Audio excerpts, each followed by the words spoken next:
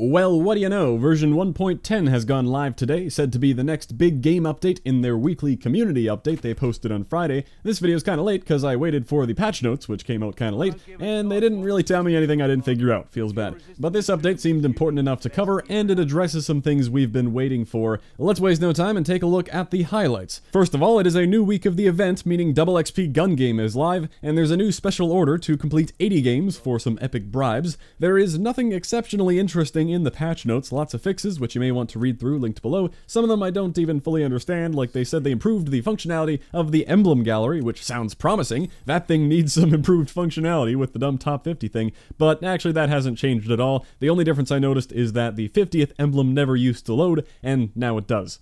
Alrighty then. The big thing people are talking about is the addition of two new weapons, both revolvers, the Enfield No. 2 and the M1879 Reichsrevolver. Impressively, those are both the actual names of the weapons. They didn't have to make up fake ones. They are both new resistance collection weapons. They cost around 23,000 credits to unlock up front, or you can hold off to earn some of the items first. There are also 3 other collections that give you a couple new resistance uniforms and another S0ur variant. So naturally, there are some new items in the resistance loot pool, including a few new weapon variants. The weird one is what I'm assuming is a bug. There's a new Roxy 2 that still has a super rusty magazine and is an epic, not a heroic. The old heroic Roxy 2 got overwritten, so that has to be a mistake. This new epic variant was probably meant to be called something else, otherwise that would be annoying to be breaking the heroic naming scheme and also screwing over the people who used to have the heroic variant. Honestly though, who cares about weapon variants when there's now a heroic fedora? So there are 2 weeks left of the event now to complete the collections. If you've been saving up supply drops, looks like that really paid off this time around.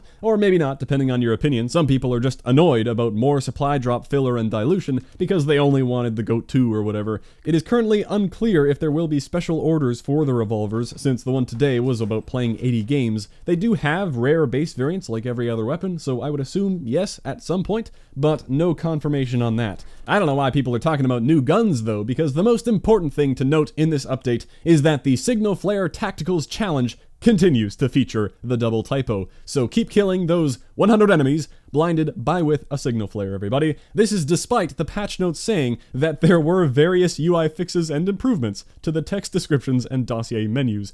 Interesting.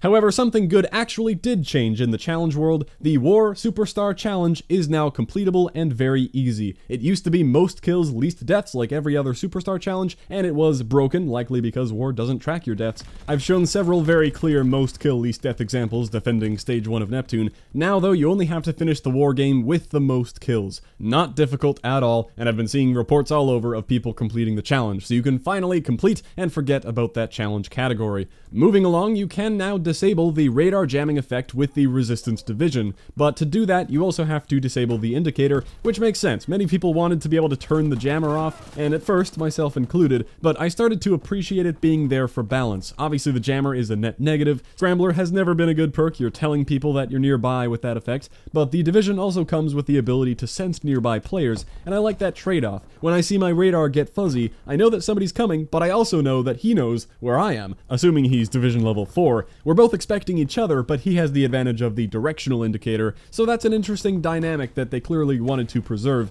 However, it seems very buggy, at least in war mode. Don't know if I'm doing something wrong, but the option to toggle the ability only comes up randomly once every few lives. On respawn, you either have the option there, or you don't, and you usually don't. You also have to keep turning it off every time if you want it off. So in typical Sledgehammer fashion, doesn't seem like there was very thorough testing involved to see that the option actually comes up every life. With how buggy it is right now, at least for me, I think I'll be completely ignoring it and just assuming that the ability is always on. And another way that it's a bit goofed up, you'll have difficulty using the drilling rifle bullet now with resistance because the button to disable radar jamming takes priority over loading it. Now prepare yourself, very exciting update right here. The car in the middle of the HQ is now smoking. Very glad they made this change. The game was near unplayable before. Thankfully, all of our feedback about the car not being smoky enough got through to them and they fixed that issue.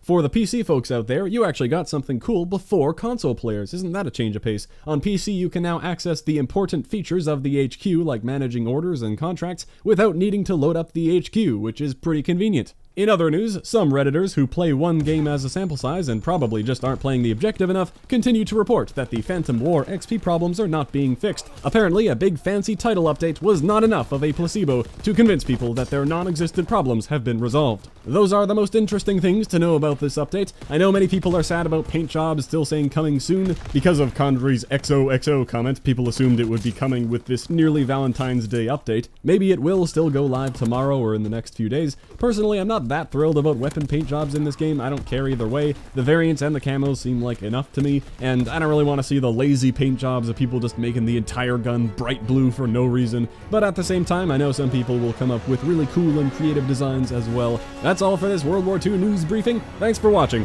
I'll catch you next time.